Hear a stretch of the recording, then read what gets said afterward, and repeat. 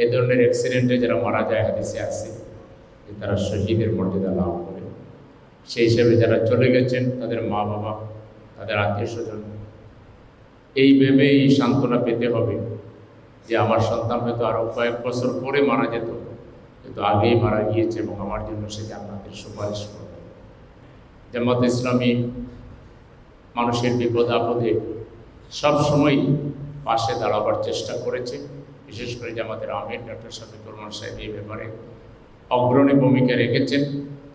এখনও তিনি, আপনারা জানেন যে কিছুটা অসুস্থ আছেন, তারপরেও কালকে শোনার পরে তিনি কোনো রাজনৈতিক ফায়দা হাসিলের জন্য আসেন না।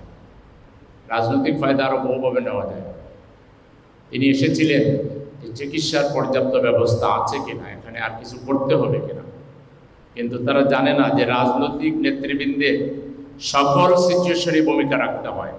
এটা ঠিক যে তাৎক্ষণিকভাবে ওখানে একটা ভিড়, এটা তো সাধারণ মানুষের ভিড় থাকে। একটা ঘটনা ঘটলে আহত পরিবারের লোকেরা, অভিভাবকরা, গার্জিয়ানরা যায় এবং যেতেই পারে, এবং সাথে অন্য মানুষেরও যায়। সেখানে রাজনৈতিক নেতৃবৃন্দ থাকলে শৃঙ্খলার জন্য এবং যে কোনো আরও দুর্ঘটনা এড়াবার জন্য এটা সহায়ক হয়। এই রাজনৈতিক জ্ঞানটা তাদের নাই। সুতরাং এই জাতীয় বাড়াবাড়িমূলক কার্যক্রম আপনারা বিগত ফ্যাসিবাদ বিরোধী আন্দোলনের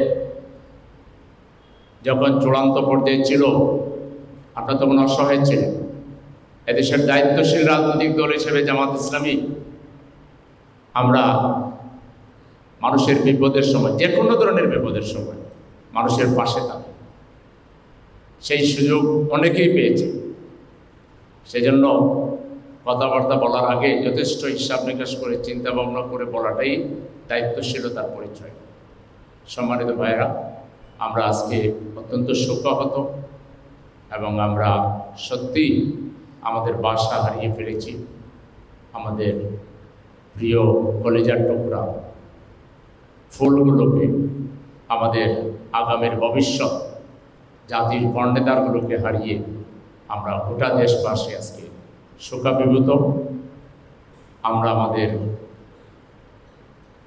অন্তরের অন্তঃস্থল থেকে হৃদয় নিংড়ানো ভালোবাসা, শ্রদ্ধা আমাদের সেই শহীদ শিশু কিশোর শহীদদের প্রতি নিবেদন করছি। তাদের মা বাবা, তাদের আত্মীয় স্বজনকে, শিক্ষক শিক্ষিকাকে এবং তাদের বন্ধুবান্ধব যারা আছে সবার প্রতি আমরা গভীর সমবেদনা জ্ঞাপন করছি। আর যারা এখনও বেঁচে আছেন, আল্লাহ তাআলা যেন তাদেরকে পুরোপুরি শেফা দান করেন, আল্লাহর কাছে সেই তৌফিক কামনা করছি।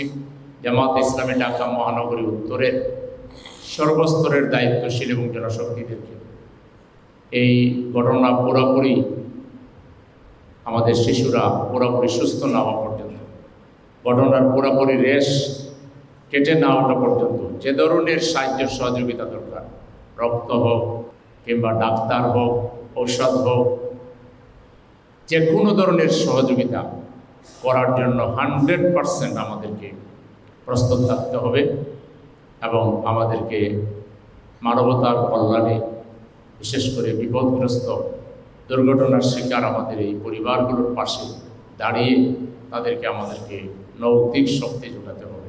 আমি ঢাকা মহানগরী উত্তরের সর্বস্তরের দায়িত্বশীল এবং জনশক্তিকে সেই দিকে আবারও দৃষ্টি আকর্ষণ করে মহান মাবুদের কাছে আবারও সন্তপ্ত পরিবারগুলোকে ধৈর্য ধরার আল্লাহ যেন তৌফিক দেন এবং আমাদের এই জাতিকে আল্লাহ তাআলা যেন বিভিন্ন বিপদ আপদ মুসিবত থেকে, সব ধরনের বাড়াবাড়ি থেকে, রাজনৈতিক ফেসাদ থেকে, আমাদের সমস্ত অশান্তি থেকে এই দেশকে আল্লাহ তাআলা হেফাজত করে একটা শান্তির ঠিকানায় যেন আল্লাহ পরিণত করে দেন।